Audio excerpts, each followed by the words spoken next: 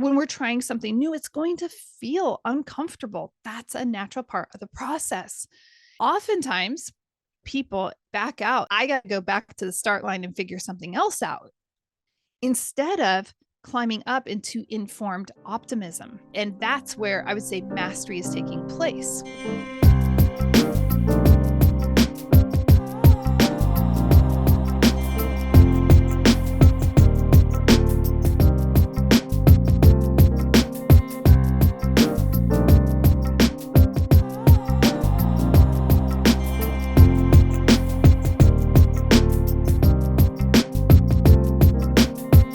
This is the number one element that is keeping you from achieving your greater success. And conscious investor, I say greater success because you and I both know you and I are very successful as it is. And it's not that we're greedy and arrogant and egotistical and just hoarders and we have to or want to do more and be more. It's that we're excited about it. And we know that there's so much more that we have to offer in our greater contribution to the world that we want to seek that improvement and that growth. Before we dive on into this too, the number one element that is keeping you and I from our greater success, I want to give a brief shout out to our show sponsor. Three Keys Investments provides passive investment opportunities that provide housing for humans through investments in multi-million-dollar apartment complexes and assisted living facilities.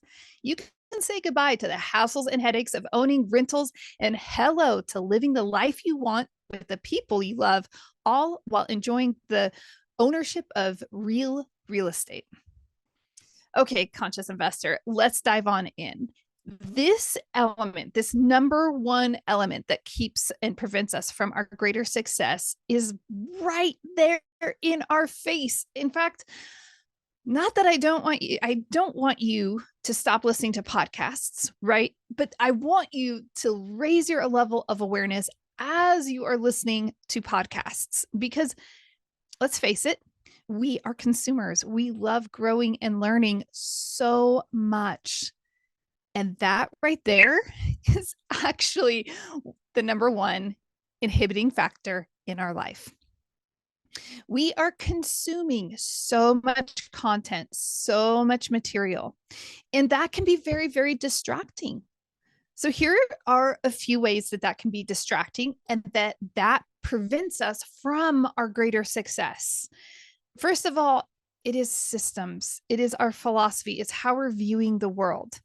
It is so important that we are learning and growing and receiving new information all the time.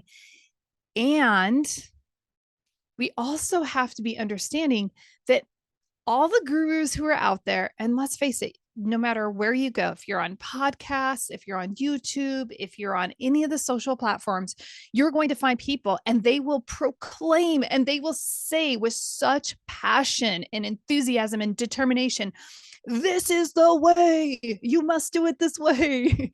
And this is the only way. And guess what? It's a really great way that they found success.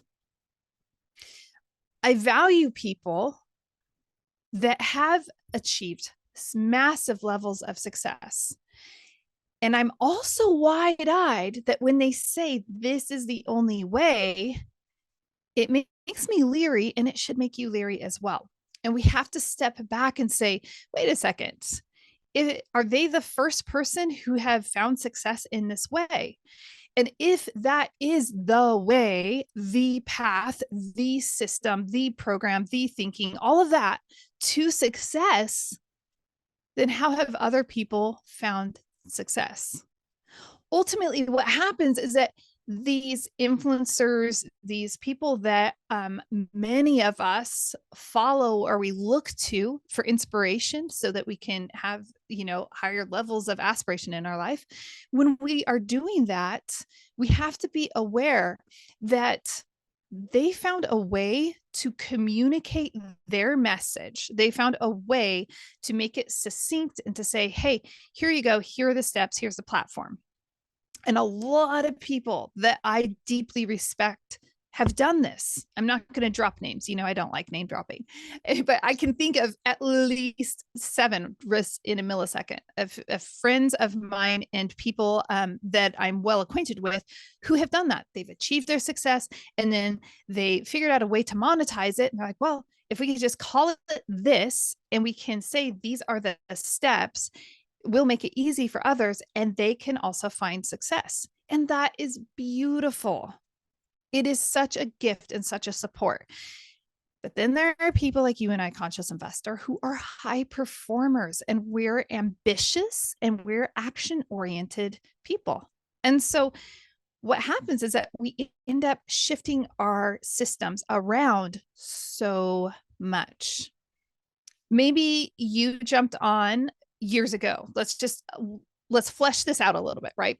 Maybe years ago you jumped on the Dave Ramsey bandwagon and you're like, oh my gosh, financial peace, because it wasn't financial freedom 20, 30, 40 years ago. It was financial peace. Now people are pursuing financial freedom.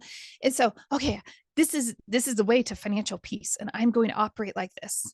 And then maybe within the last several years you've read Profit First and you're like, oh, wait, this is a system. This is how I'm going to organize my finances. And this is the way. And maybe you read somebody else's process and system, right? And so what can happen is that we can end up shifting around those systems and processes. Here's maybe a more relatable one. Now, I will throw myself under the bus as always, Conscious Investor. But you know that I am a raving Brendan Burchard fan, and that for years I used my high performance planner. And that was how I organized and structured my day, my month, all of my minutes, the hours of my time. That was the structured path that I followed. Over the last year, I've actually experimented and explored with some different systems. And I did that intentionally because I thought, well, maybe there's a better way. Red flag right there, right? We should always be looking for a better way, but we should also be asking ourselves, is there something that's broken? Or is there something I should just simply tweak and improve upon on what is already functioning well in my system? So I tried a one sheet and I like it. I've mentioned it on the podcast. Donald Miller has a one sheet and it is, I think it's associated with Business Made Simple or Hero on a Mission. They might both have a one sheet, but he will rave. And as he describes it, this is why the one sheet, this is the way, this is why it will change and your productivity levels and optimize every part of your life. And when I say every part, you and I both, I think we know that means health, mindset, wealth, not just our productivity to generate dollars and cents.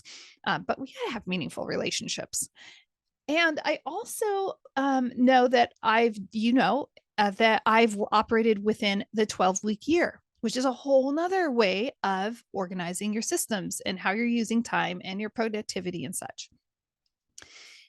When we look at all the different ways of organizing our time, organizing our goals and such, that's like the easiest way to say, wow, we might be trying a bunch of different systems.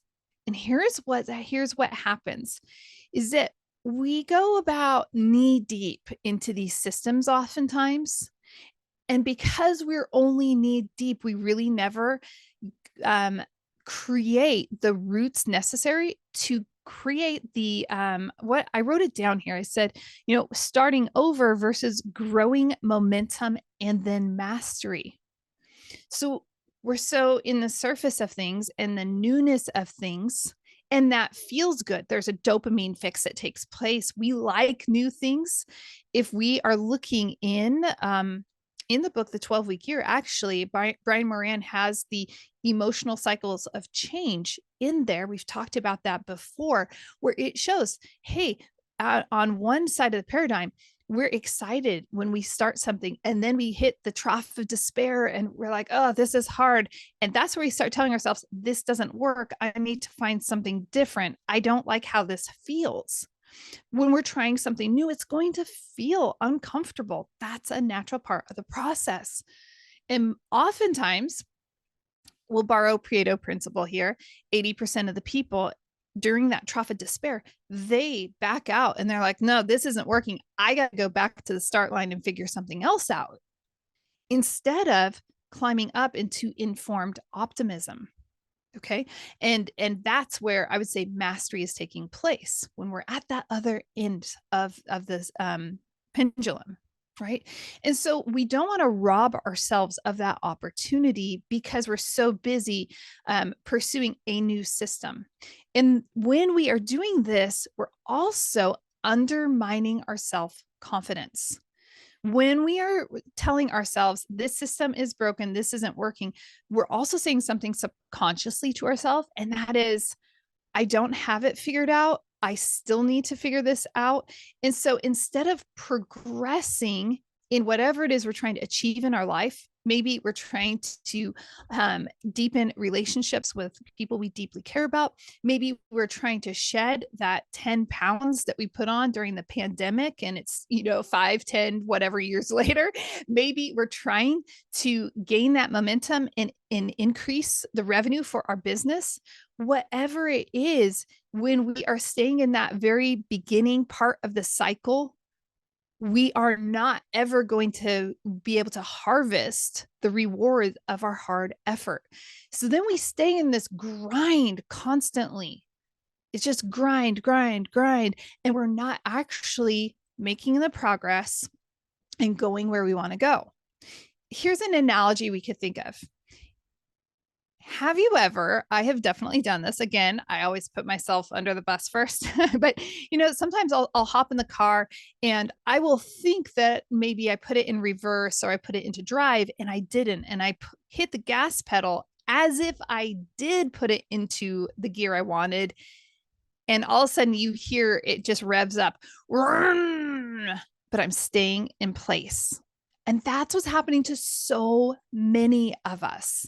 In some facet of our life, we're staying at great, but we're not reaching our greatest potential because in some micro part of our life, or maybe a macro part, depending on where you're at in your journey, you're not putting it in gear. You're trying to, and in your mind you have, but you're holding yourself back at that starting block because you continually switch out the system. Oh, somebody else said this. I'm going to do it that way. Oh, they said that. I'm going to try it that way. We try it for 3-6 months and then we throw it away. We don't give it the full duration of time. I started touching on this, how it really undermines our confidence, but it breeds self-doubt. And I want to go back to that concept that it says, I really don't have this figured out. And I'm going to just have to stay in this zone. And so we don't get to experience the fulfillment and the satisfaction that comes with the completion of a system fully executed. Now, we can never leave our systems idle. I was talking to a friend that I've recently become friends with earlier today, and we were talking about this very concept. You must always be looking at the systems. We'll go back to the car analogy for a moment, since we were sitting in the car, and revving that engine and not going where we wanted to go. But we're also looking at the dashboard, right? We don't get into our car and just simply, go about our business and not think twice about it. I bet at least on a regular basis, you're checking, do I have enough gas to get to where I want to go? Do I need to put gas in the car? When's the last time I had an oil change? Do I need to rotate my tires? How are my brake pads doing? Right? We're on a regular basis, even subconsciously, and then more often consciously, very aware as to what's taking place. And we have to do the same with the systems for our life. And I'm specifically using for our life and not just for our business or for our passions. If we want to have a life that leaves an impact, a life that walks the path of personal freedom, then we have to receive full agency of our life. And that means we have to keep our eye on the systems at all times.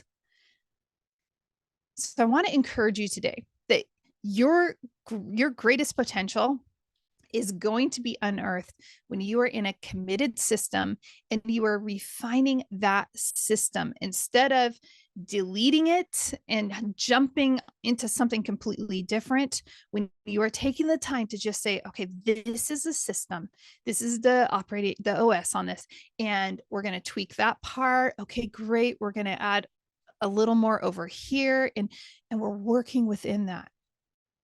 It's almost like an artist adding that final touch.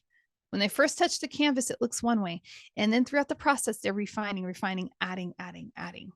Okay. They're not totally deleting, they're not throwing the canvas away. They might need to paint over part of it if they're not using watercolors. They might be able to paint over part of it because they're like, wow, that is not exactly how we want that. And that's not part of my vision. So I'm going to just paint over this and start that part over. So we don't have to delete the entire system. We might need to say, wow, that one part is not working. Maybe that's, I'm not getting enough time with my spouse or my kids or my friends. I need to figure that part of the system out because something's not operating correctly there.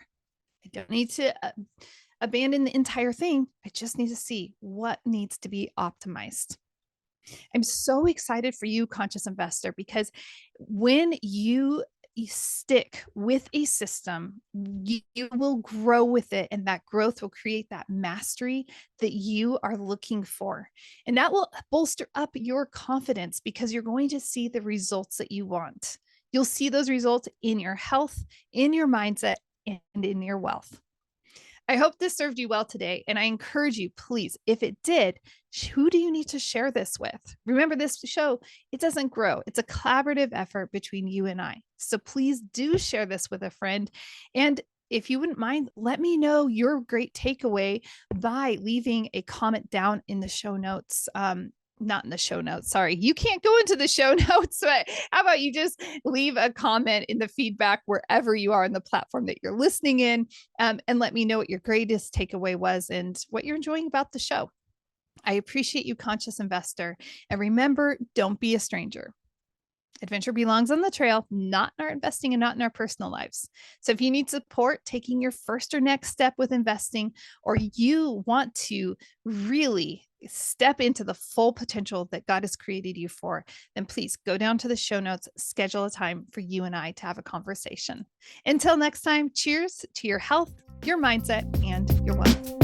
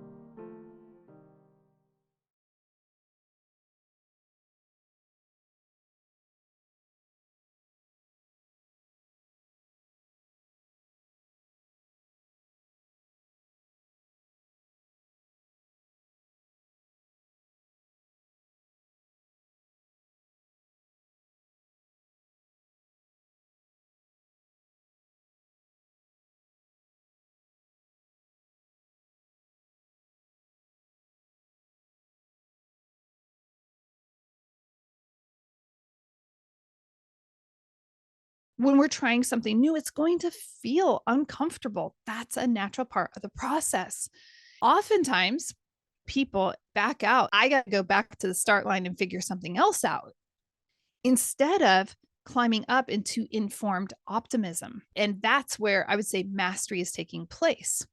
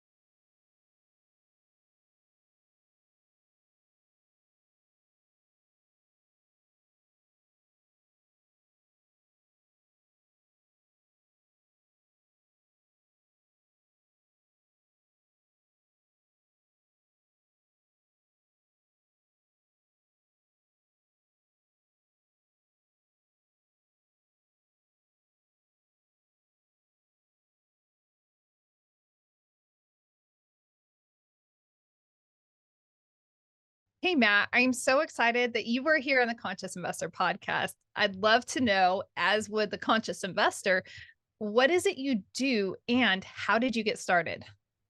Julie, thanks so much for having me. It's great to connect again. What I do is I'm a private wealth advisor in Dallas, Texas. And how I got started, it's a bit of a circuitous path, but I'll try to condense it down into a short answer. When I graduated from college, I went to work as a financial advisor right out of school. And that path was challenging. And I went from, one firm, American Express, to another, Mass Mutual. Ultimately, I found myself working at the private bank for JP Morgan. It was a great experience, but ultimately I found that the way that we worked with clients there, it just wasn't how I wanted to work with people. I wanted to work in a more collaborative setting. And so I found my way to True North in, gosh, 11 years ago now. And it's just been a great fit. I could not be happier.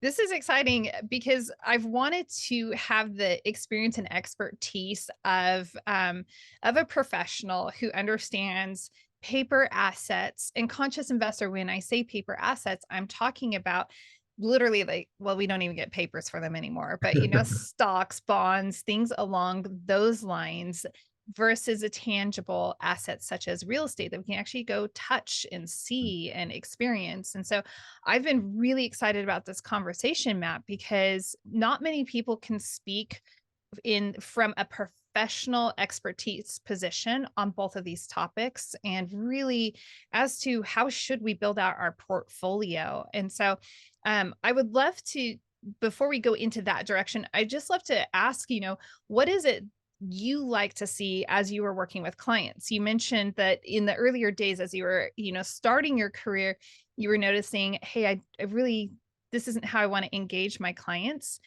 What is the difference between then and now? There are a lot of differences between then and now, but I think primarily as I gained experience, I learned who I'm successful working with and who I'm not successful working with, and vice versa. And I think just as a firm, what we've learned is our ideal client is somebody who has already accumulated some wealth through their own human capital. And they have found, as many others do, that as they accumulate wealth and life gets more complicated, they are kind of in the middle, so to speak, and they're coordinating with their insurance person and their investment person and their attorney and their CPA and on and on and on. And they, again, our ideal client has discovered that, God, I would love to just hand over the reins to somebody else and delegate this to a trusted professional who can be pardon the cliche, but who can be that financial quarterback for me and just kind of run the show. And then we'll be in regular communication and I can offload that. This really powerful. And I want to touch on, you said life, I mean, essentially, this is my translation, right? Life gets more complicated when you're successful.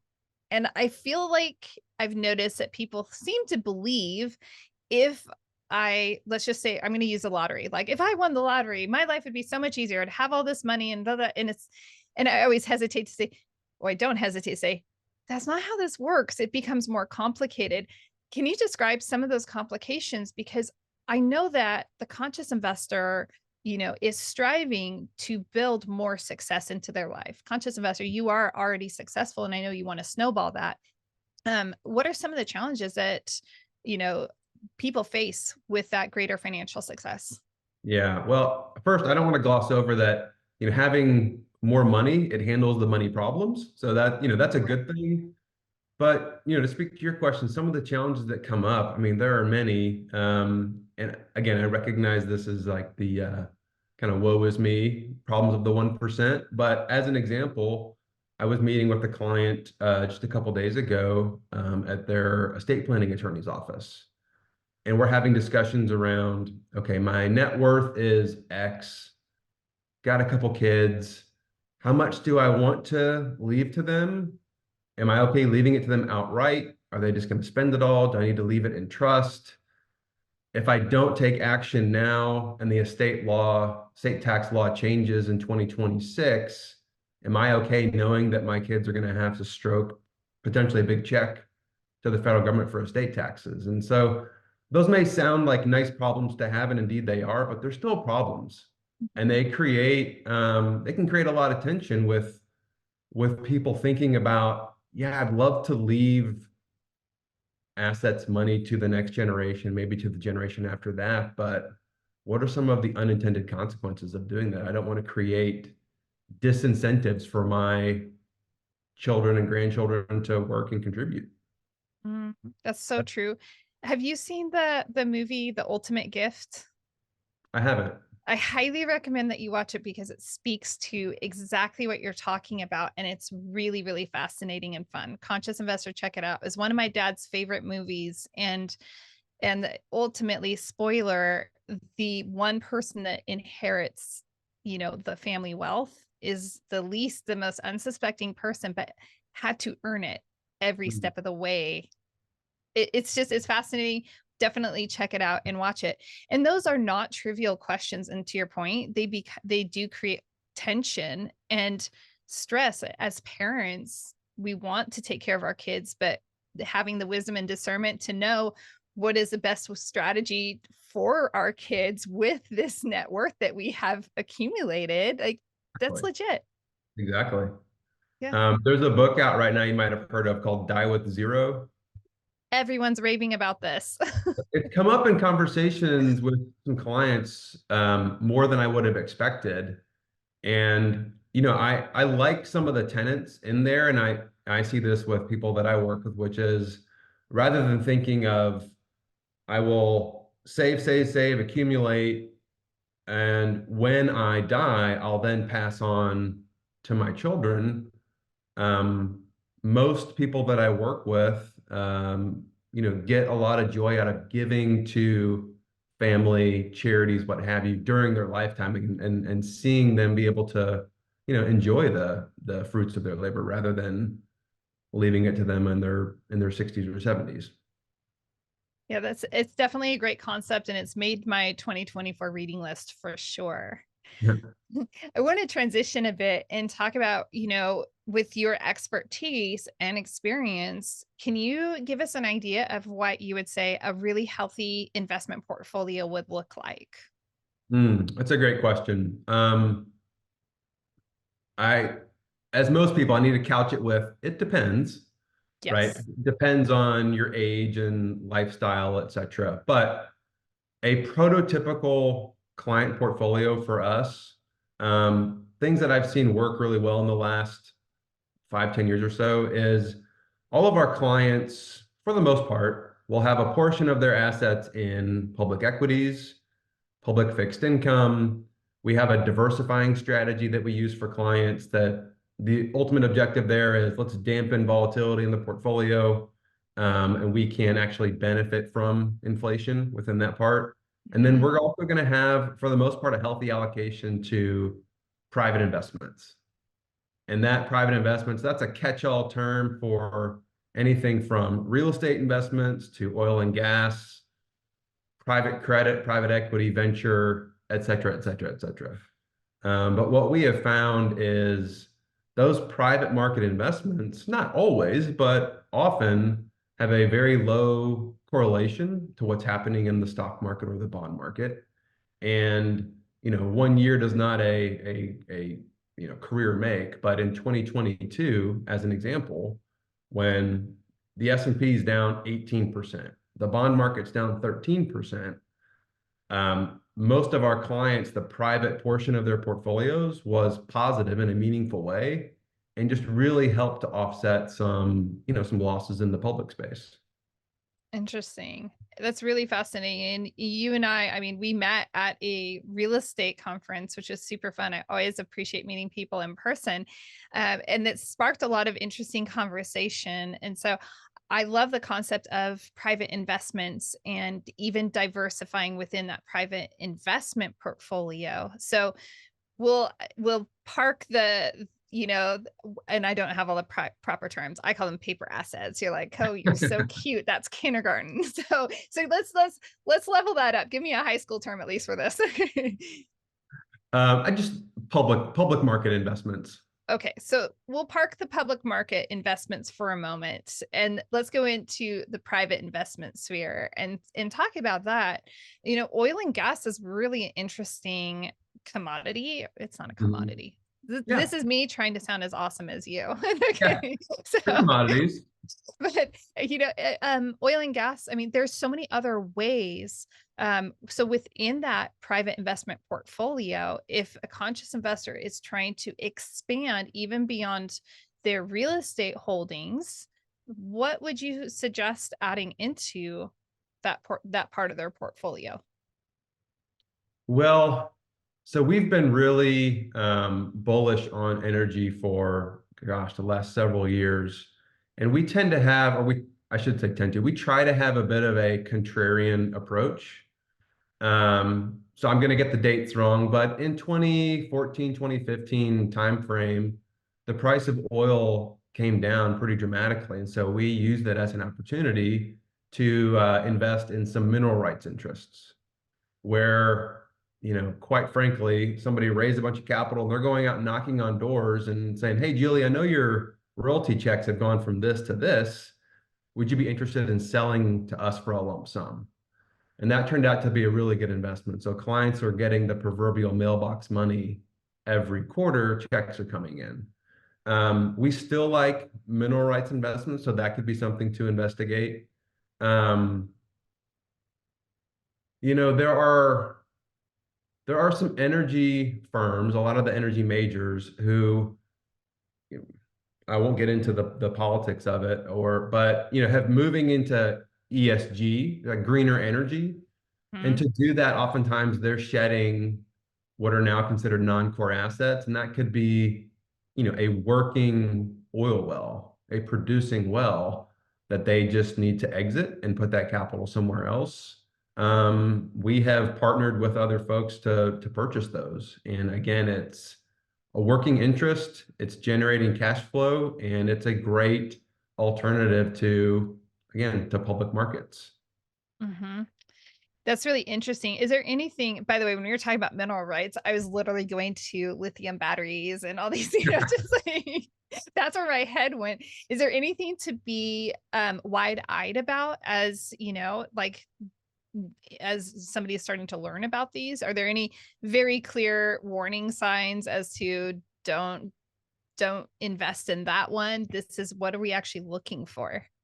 Well, so great question. I was actually having a conversation with a CPA about this yesterday, who was talking to me about a different type of energy investment, more like in drilling wells, basically, because of the tax benefits from the depletion.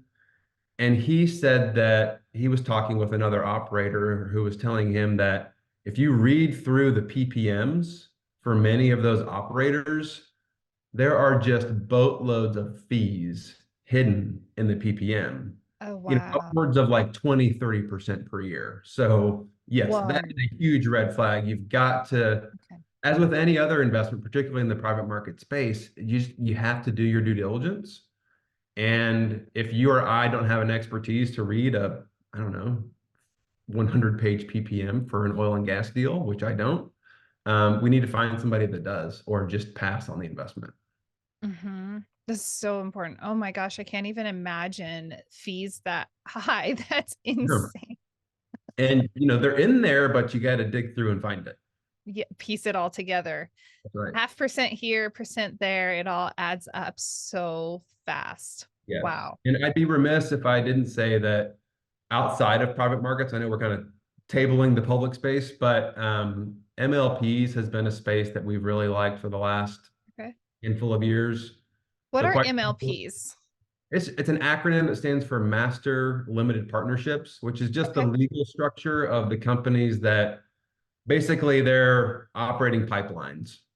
So they're moving crude and natural gas from point A to point B, and those pipelines operate basically like a toll road. So if I ship my crude across the pipeline, I have to pay you as the owner, and then you have to pay out a pretty meaningful portion of that to your investors, roughly 90%. So they're good Wow. cash flowing vehicles. That's substantial. 90% payout. That's wow. That's really substantial.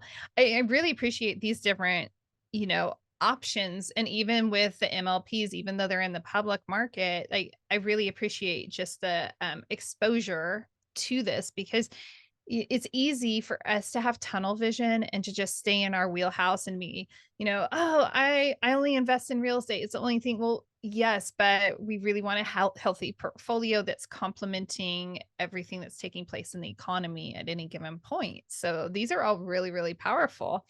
Um, when it comes to adding real estate in, is there any particular type of real estate that you have noticed that your clients hold in their portfolio that's more advantageous? Like what's your perspective on this? Well, I don't know about more advantageous, but what I see mostly, and it's probably just because we're based in Dallas, which is a big, commercial real estate hub, there's a Yeah. lot of multifamily, Mhm. and then also industrial is pretty big here as well. There's Mm, a lot of, a lot of industrial, a lot of warehouses around the airport, and yeah. then a couple of highways, kind of you know, the uh, the last mile, warehouses for Amazon and others. That's been pretty popular the last, 3, 4, 5 years. Nice.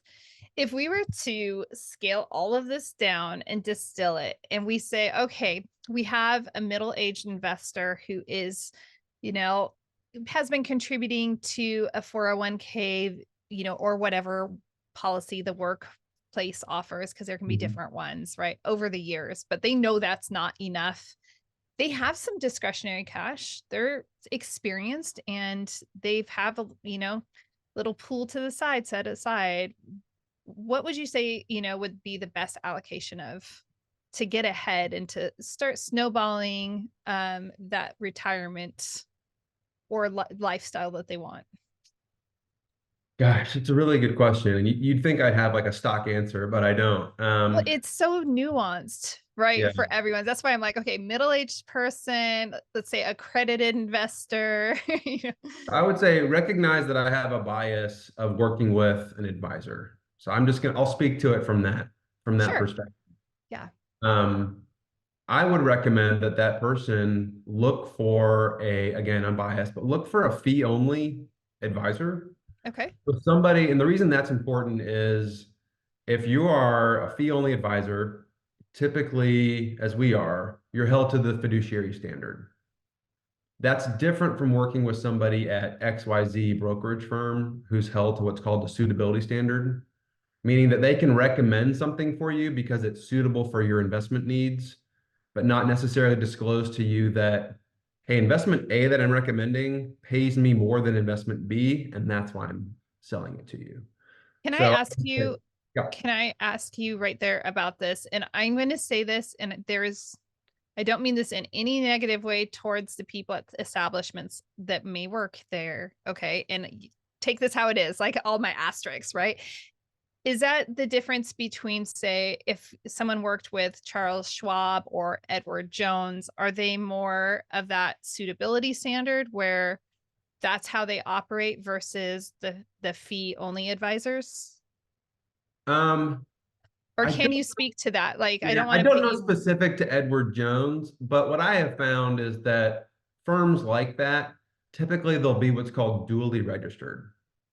So they can be your financial advisor and create a financial plan for you, but they also will the industry term is they'll clear securities through a broker dealer. And so because of that, they can basically charge a fee for giving you a financial plan and then also receive commissions for selling you products. So again, it's kind of like reading through that PPM from the oil and gas operator. You just have to know, how is this person getting paid? What's their incentive structure like? And with you, I am over clarifying this, but and with your firm, you are fee only. So it's, hey, this is, you are going to pay me, you're going to pay the firm this fee. You know exactly what that fee is, just like when we go to the dentist or something like that. We know what our fee is. We're going to pay that.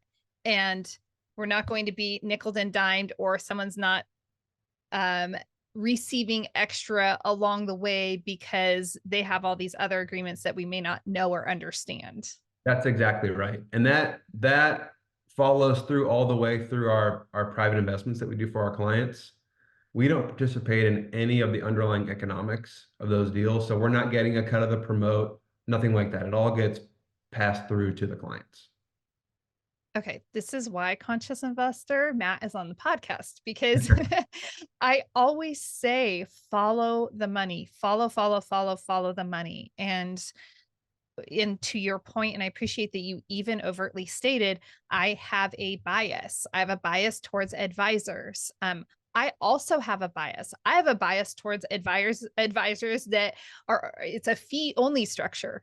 Because when someone is being compensated along the way and I don't really understand fully that compensation, they do have a bias. Whether they, as much as we want to say, oh no, I don't have a bias towards that, well, if it comes down to two different options and I know I'm going to get paid more on one, human nature is probably going to lean towards the one that you're going to do better at.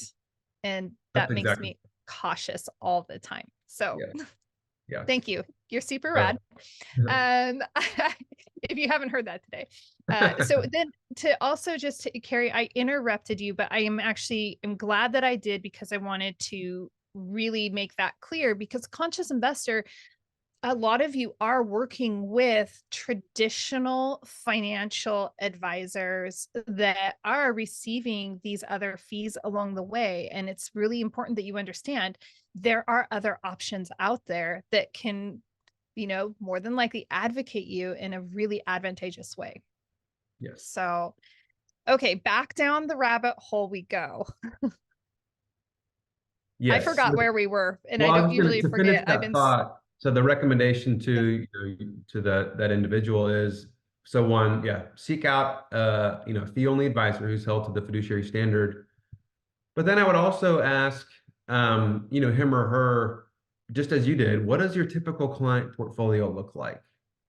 Because I know your audience will get this, but my opinion is that if you're working with a financial advisor and your portfolio is wholly comprised of, again, publicly traded stocks and bonds, whether that be individual stocks, mutual funds, ETFs, et cetera, you're potentially missing out.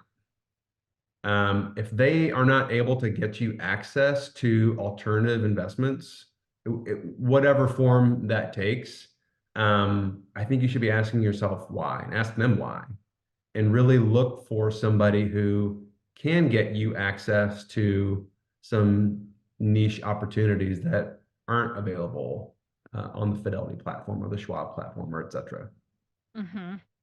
And then the reason is a couple reasons. One, for that, illiquidity for owning those alternatives, we should expect a higher rate of return.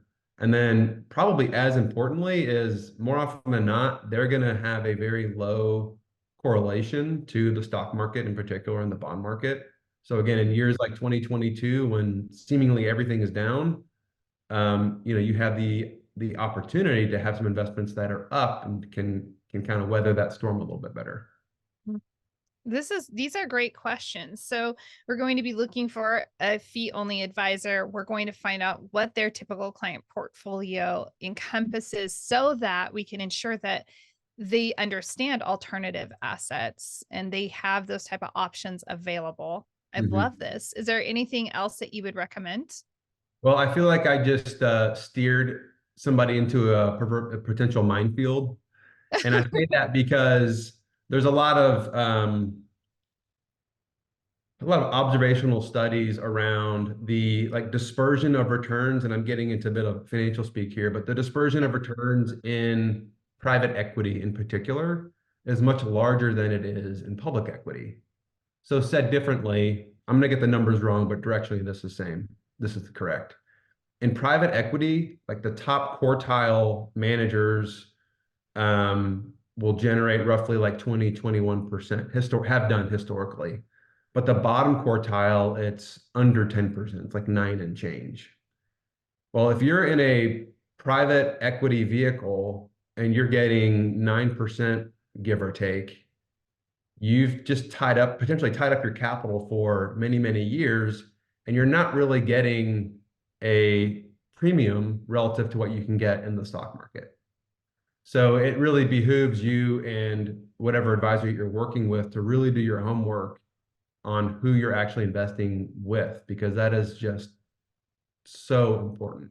You can't Does just that happen? blindly say, I want to invest in private equity or venture capital or real estate. It's, well, yes, but now we have to choose the jockey, so to speak. Hmm. Yes. So how much hands-on do you find clients should have in choosing the jockey?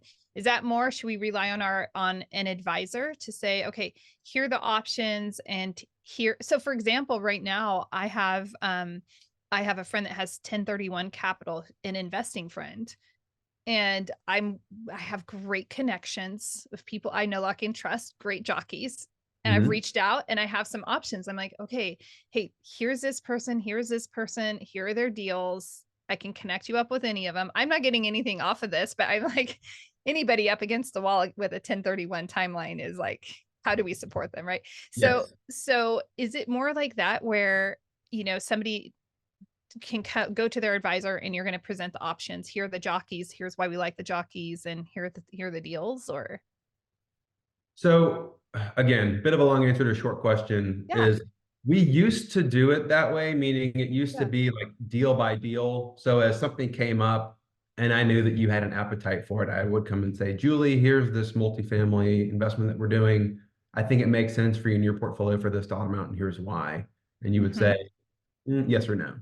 mm-hmm, Over the last 5, 6 years, we've really institutionalized that approach where one of the things that we do is every year we have think of it like as a best ideas fund. So yeah, we'll launch a new partnership every year. And inside that partnership, there will be anywhere from usually like 7 to 10 line items or individual investments. So what we've done there is one, you take that decision fatigue off of the client's shoulders. They say, yes, I'm in. This is part of my portfolio strategy, and I don't have to pick among these 7 names. mm-hmm. We've also simplified it so that they're getting one K1 instead of 7. Um, That is so nice. yes. And then ultimately, if they have participated in this fund for, 3, 4, 5 years, now they've got like this mini portfolio within their own portfolio Right. that has, maybe 25, 35 underlying names in there. So they're getting even more diversification across the spectrum. So really trying to, yeah, take that decision off of their plates and say, look, we've got an investment team with a great experience level, very credentialed. Let them do all the heavy lifting, and then we'll come and present to you. Here are the 7 ideas that made it through our filters. I very much appreciate this. And I've even created content around decision fatigue. Conscious Investor, go back. You could just search, the podcast with decision fatigue. It will come up because it's so real in our lives. And Mhm. when we think about living high quality lives where we can be present, these decisions, going back to the beginning, right, of sitting down and estate planning, okay, more decisions, how do we leave this, wealth we've acquired to other people, like more decisions. So I really appreciate the efficiency of that. It shows a lot of care and consideration for your clients. Mhm. And, there are times where clients, I shouldn't say times, frequently we'll have clients who will bring us a deal. Hey, my friend sent this to me. I heard about this at the country club, etc. What do you think? And not always, but more often than not, I'll be able to grab somebody from the investment team who can help me read through it and tell them we like this or we don't for these reasons, and Mm-hmm. let them make decisions because that's not an opportunity that we sourced.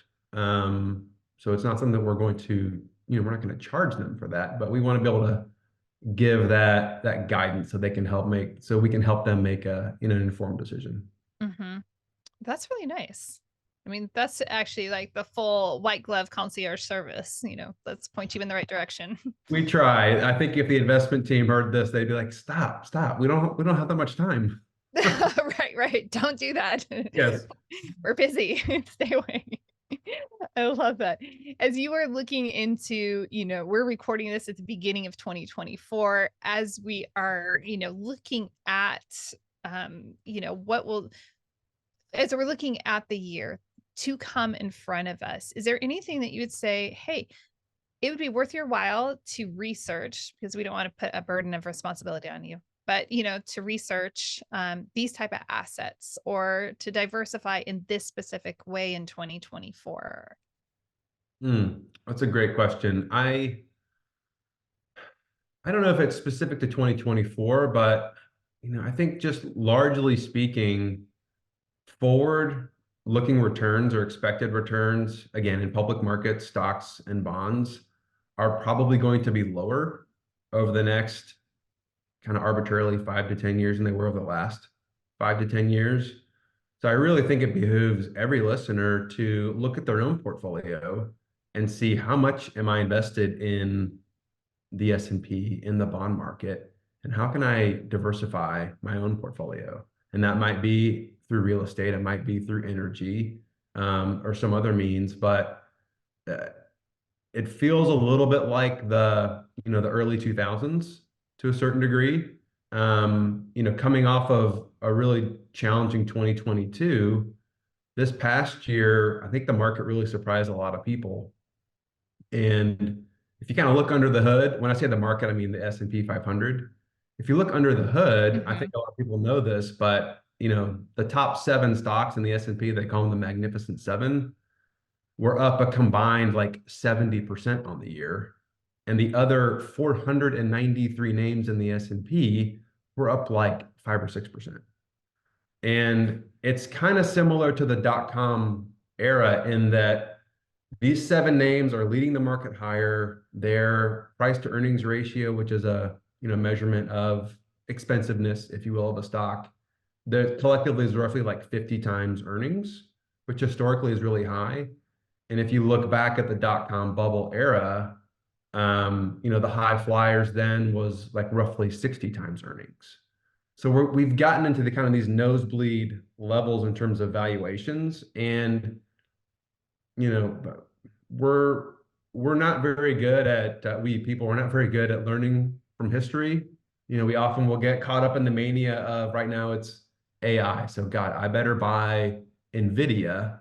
Let's forget that it's up like 400% in the last year, and we just think that that trend's going to continue. So I kind of got off on a rant a little bit there, but I would just encourage people to look at your own portfolio and try to assess, where am I maybe overweighted a little bit, and do I have some diversifying strategies in there? Do I have some private investments that can help to mitigate some losses if they come?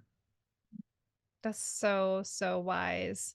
Even in the commercial real estate space, I've been saying all along, rents do not just go up. Like, Right, challenge your assumptions, please, everyone, and expenses will go up. So it's interesting, because we have amnesia about history, and then we have this ridiculous optimism when things are right. going well. And I am a very optimistic person. You've been around me.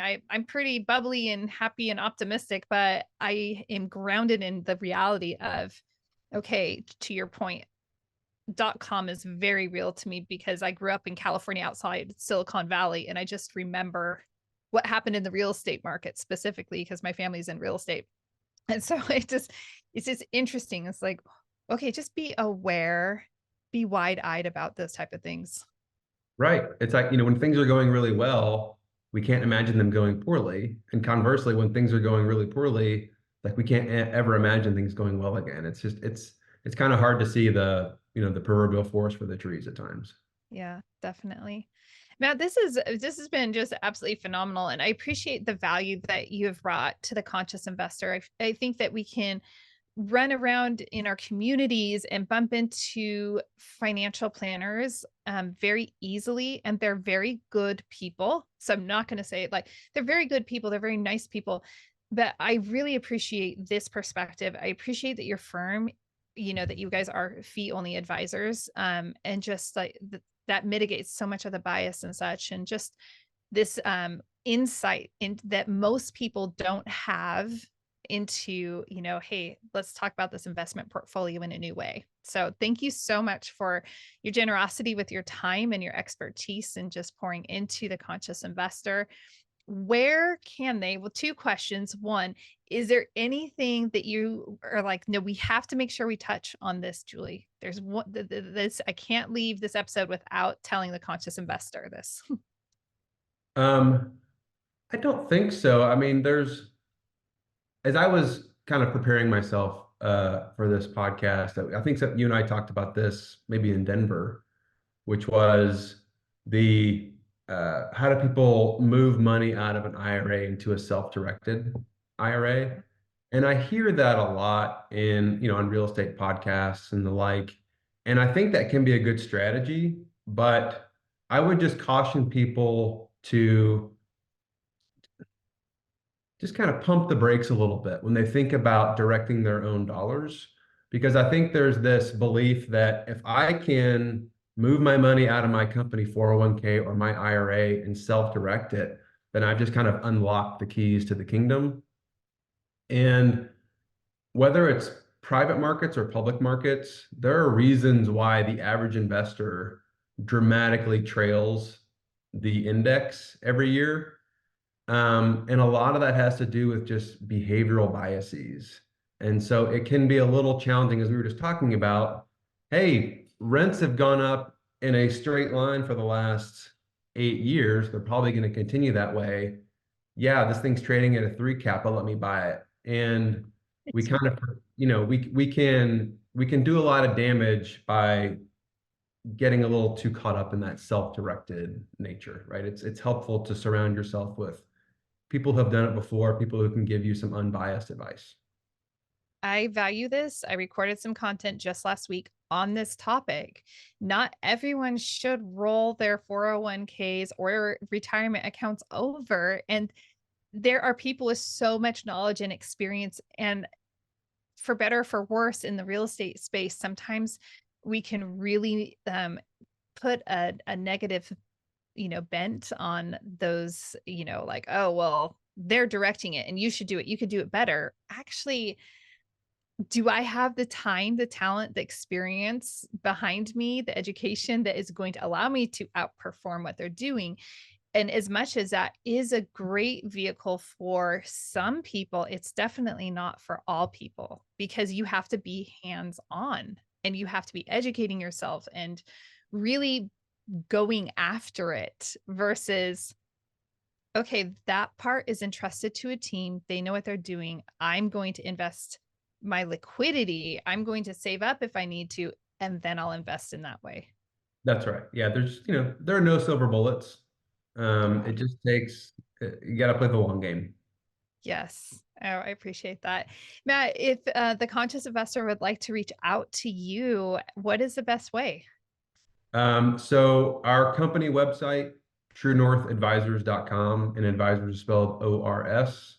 You can reach out to me on LinkedIn. My name's a little challenging to spell. It's Matt, M-A-T-T, and my last name, Borowski, Borowski. Those are probably the best ways to get in touch with me. Awesome. LinkedIn is such a happy spot. So, conscious investor, if you're not already on LinkedIn, why not head over there? It's highly professional and just very informative, fun. And you can connect up with Matt. You can connect up with me and so many other extraordinary people. So, if you're already on LinkedIn, then make sure you connect up with Matt. Reach out to him. Let him know, hey, Matt, I heard you on The Conscious Investor. Thanks so much.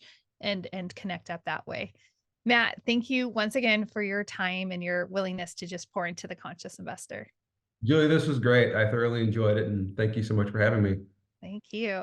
Conscious investor, remember your adventure, it belongs on the trail, not in your investing and not in your personal life. So make sure that if you are feeling like things are getting a little adventurous and you don't want that adventure, in your finances, reach on out. We need to have a conversation before you can come into any of our investments that we have.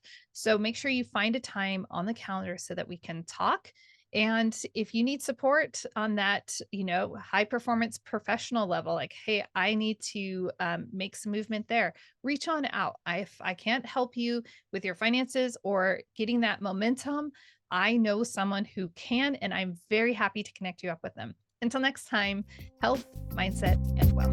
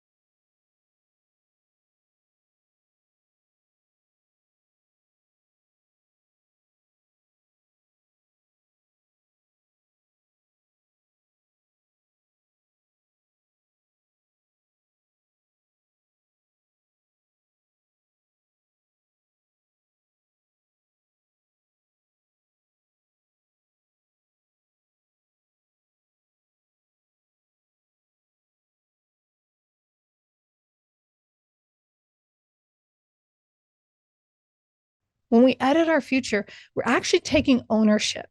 We're saying, I don't have to have these thoughts swirling around in my head all the time. They're not taking me where I want to go, and I get to choose where I go. So let me change this thought and say, what is it I really want?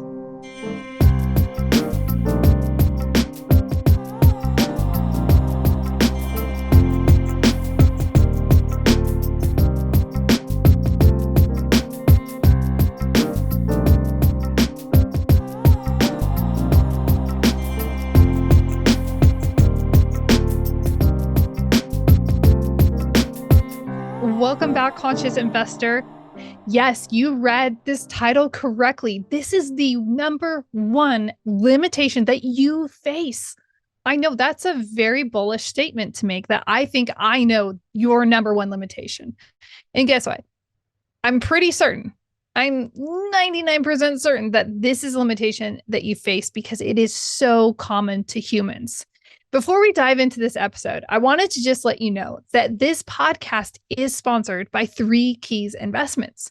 And Three Keys Investments provides passive investment opportunities that provide housing for humans through investments in multi-million-dollar apartment and assisted living facilities. So you can say goodbye to the hassle and headaches of owning rentals and hello to living the life you want with the people you love, all while enjoying real ownership in real estate. And by the way, recently I've had more than one person come up to me and say, wow, it's been a year since I've seen them. And they're like, you weren't lying about some of the hassles and headaches that come along with investing in this other way. Tell me more about what you have to offer. so that's definitely a truth. But let's go ahead and let's dive into that one limitation that is common to all mankind. And this is a twofold. You know, I honor you. I don't want to hide anything. I want to give it to you straight up front and let you know that we're going to talk about the stories told to us, the stories told that we tell ourselves, and then we're going to talk about editing our future. Because guess what? We are the architects of our lives. Imagine that. That's massive. And it's very freeing and liberating when we understand that. Let's go ahead and dive into the first part. The first element is that our entire lives, we have stories that are told about us. And those stories are told to us. So this could technically fork into two separate items. I'm lumping them together. There could be the stories that, you know, other people, water cooler talk, you know, the Karens and Chads getting together and talking about us in the workplace or, you know, at the coffee shop, when you're sideline mom and dad, all of that. We could have people talking about us. Then there's this other way we can look at this, and they're the stories that are told about us, but to us. These are the stories I really want to drill into because they're so impactful. They are deeply woven into the fabric of who we are as adults. It's amazing to think that the stories that the adults around us told us about us deeply impact our lives. You might imagine that I was told I talk too much. Yes, I was told I talk too much my entire life. I got detentions for talking in class. I was corrected on a regular basis about talking too much. It's amazing to think that talking is how I make my living. That is exactly what God had created me to do. It was just raw and rough back then when I was a child. You have too much energy. You talk too much. You need to follow the rules, which I was very, very much and still am. I do like following rules. That makes me, I like being compliant with moral and ethical rules and following and walking, living in integrity. But there's another way of extrapolating that to be much more severe and being extremely rigid and regulated, overly so. So much so that it is oppressive to who you are created to be. I'm talking about the nickel and dime rules, particularly the ones that we find in schools. We won't go down that path. But I want you to think for a moment, what were some of the stories that were told about you to you? Some of those things that you were corrected on multiple times. And I bet the first thing that came to your head was, well, I needed to be corrected on that. Okay, yeah, that's true.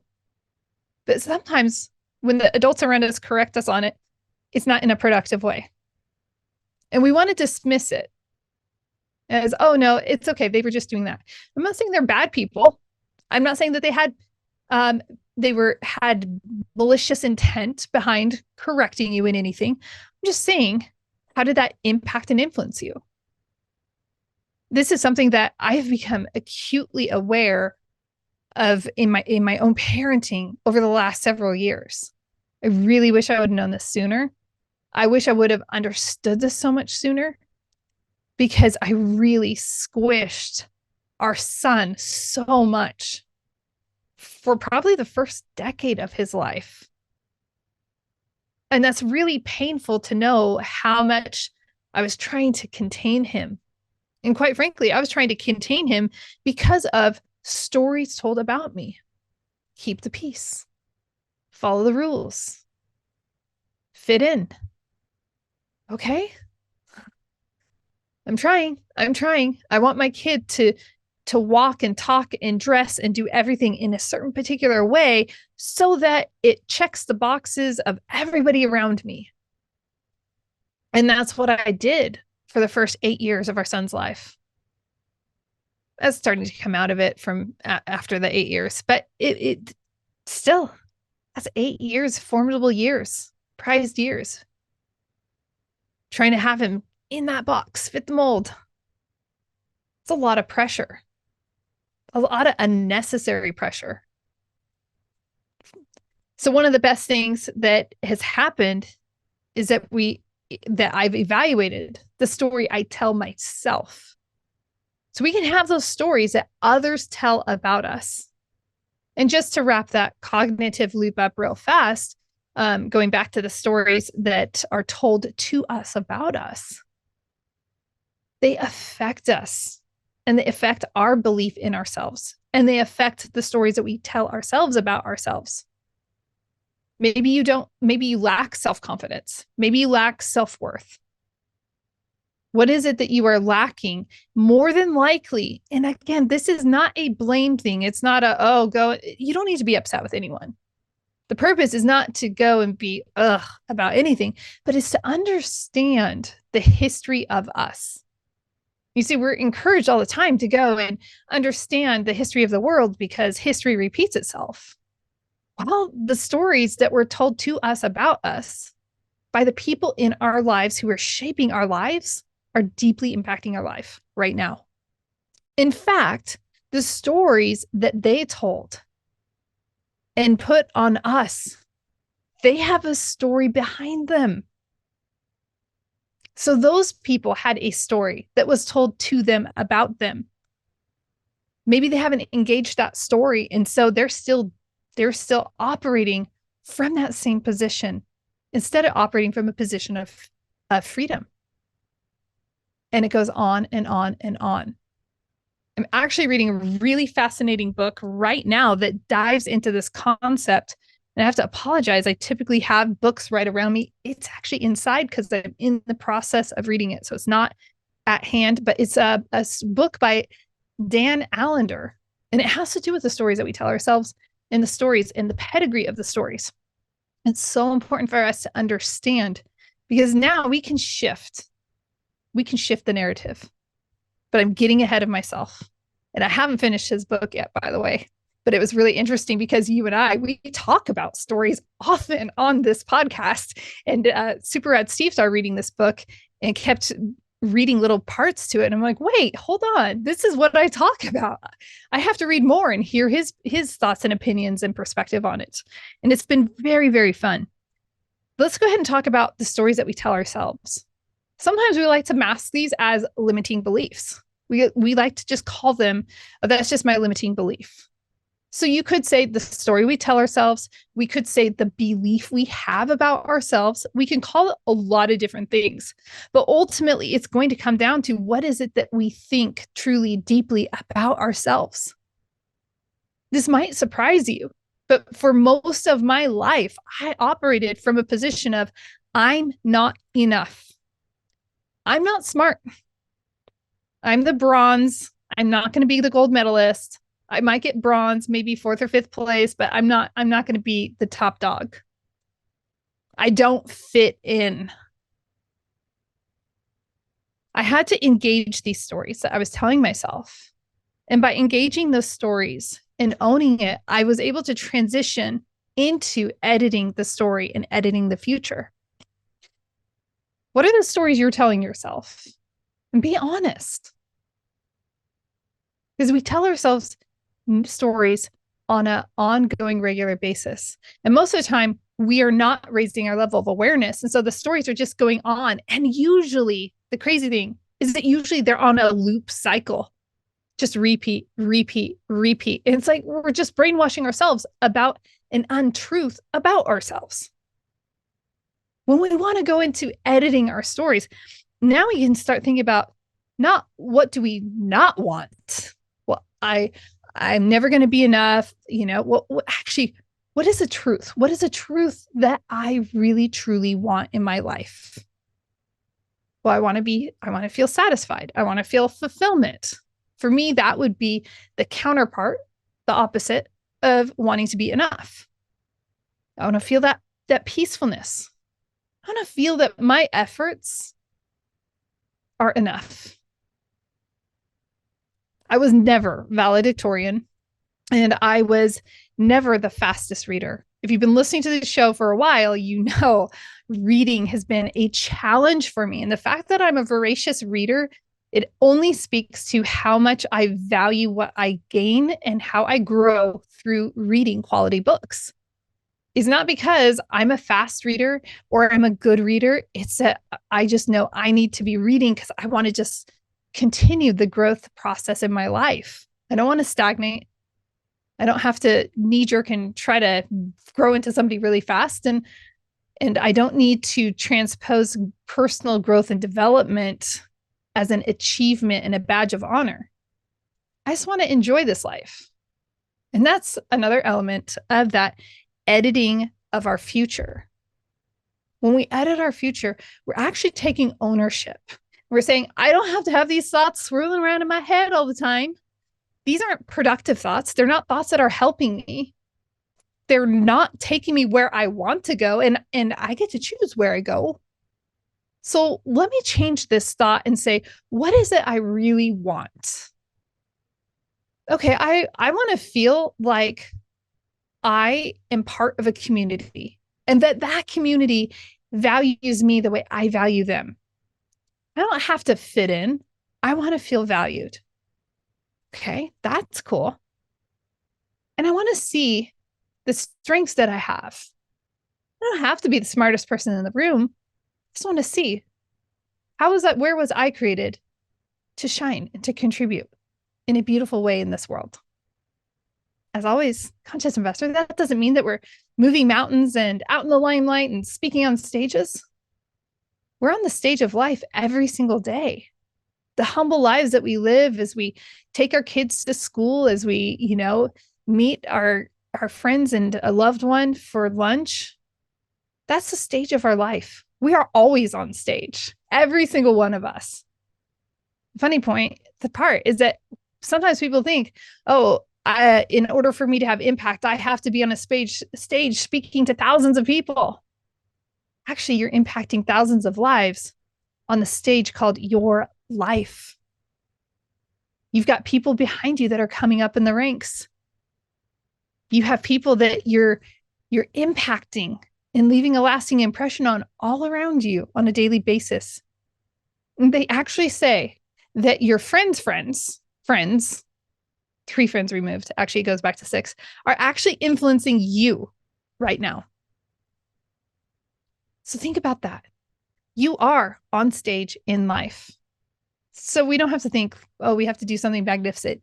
You being you, wholly authentically you, right here and now in your day-to-day life is you changing lives all around you in a powerful way. But we have to edit the story of our future. We have to edit the thoughts that we have. We have to edit how we're viewing ourselves so we can show up in that powerful way. That one limitation that we all have as humans is that space between our ears. If you're like me and you love reading your Bible and just getting to know God better in that capacity, you see cover to cover, there is like all of this throughout the Bible. There are always like, take the thoughts captive, mind your thinking. There are tons of proverbs and Psalms about what it is that you are thinking. You are with yourself 24/7. You are talking to yourself all the time. So be mindful of what you are saying to yourself and about yourself. Be mindful of the narrative, the story that you are creating in your life every single day. That's what I got for you, conscious investor. I just want to encourage you. You can edit the stories that were told to you and about you. That doesn't ever mean have ill will towards anyone. It doesn't have to be anything like that, because that's really generally not productive. But having an understanding and identifying, raising your awareness that you are understanding, oh, well, that was no wonder I'm self-conscious about talking so much. I was told that I talked too much all those years, right? So we can start editing those stories in a very powerful way. And we can start creating a very powerful future, the future that God created you for, hardwired with your DNA. Conscious investor, I appreciate you. I want to remind you that you can have preferred access to the Conscious Investor Growth Summit 2025. If you are interested, remember, first round is going to go first pick of the tickets is going priority access to those who attended in 2024. There are 150 tickets. That's all I'm going to offer this year. So 2024 attendees will have dibs. And then those of you who are interested and you're like, no, I want priority access, what you're going to do is you're going to text this number 208-944-1836. And when you text that number, you're going to put CIGS, SIGS, which stands for Conscious Investor Growth Summit. When you do that, you'll have an opportunity. It goes directly to me, to my phone. Like, it's not going out. It's not going to anybody in Timbuktu or anywhere else in the world. It's just coming to me personally. Okay. So I'm not selling off your information or anything like that, but I just want to make sure that if you are interested in that priority access to Conscious Investor Growth Summit 2025, shoot a text to 208-944-1836. You'll get a text message. Shoot me your email back. I will make sure that you have priority access. That means after people who came this year have had dibs, you get dibs on the next tickets. And I don't think we're going to be opening this up to Gen Pop. I think that the tickets are probably going to go pretty quickly because it was so powerful and transformative. Conscious Investor, I appreciate you so much. You are ambitious, and I really value how you are willing to engage yourself, to raise your level of awareness, and to impact your own life and the lives around you. As we wrap up, please remember, adventure. I was gonna mess that up. Does that make you feel better, Conscious Investor? Because you know what? Perfection isn't the goal, it's the journey. So here we go. Adventure belongs on the trail, not in your investing and not in your personal life. If you need some support, if you want to talk about your investing goals to see if our investments in Housing for Humans supports your investment goals, then schedule a time for us to talk about that. You'll be like, wow, it feels like I'm on the podcast. Because guess what? I'm me here, and I'm the same me everywhere I go. So that's who you're going to get. And then if you need some support and you're thinking, I really want to do some inner work and I want to work with a coach in doing so, then reach on out and let's have that conversation to see if we're a fit for each other. In either case, if we're not a fit, I have an amazing network of friends, and I'm very happy to refer people out to people I think would be a great fit. Until next time, cheers to health, mindset, and wealth.